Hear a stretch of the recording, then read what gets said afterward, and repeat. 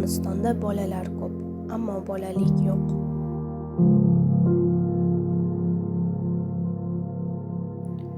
Bu Amir va Hasan haqida hikoya.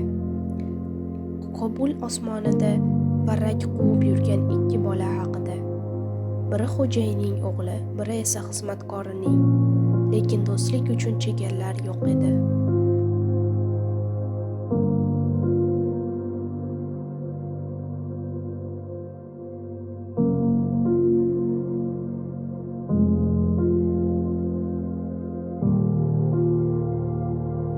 Bir kun keldi va men u uchun yugurmadim.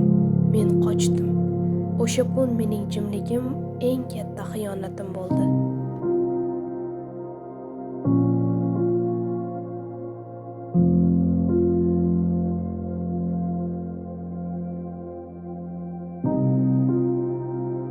Yillar o'tdi. Tinch bolalik orzulari urush jangida yo'qoldi. Men esa boshqa yurtlarda hayot qurdim. Ammo o'tmish u har doim qaytadi.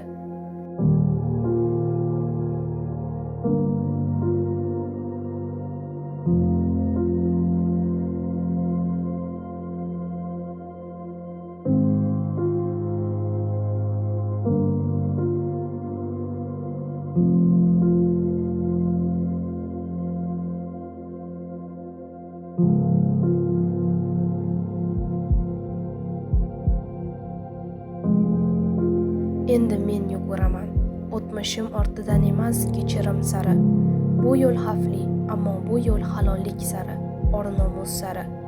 Yana bir bor varrak ortidan yugurish vaqti keldi. Bu safar boshqacha ma'no bilan.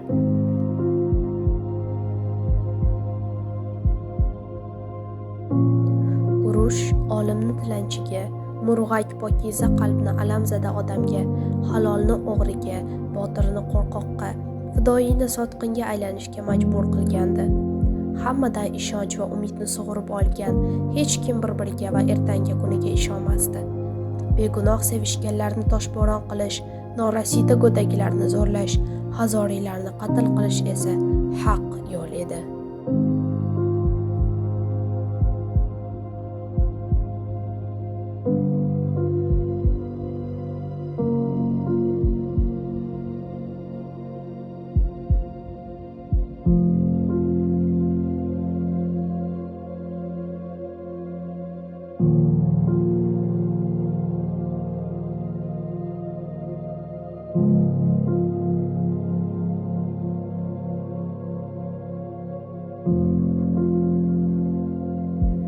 Odatda g'amgin voqealar chiroyli asarlarga asos bo'ladi.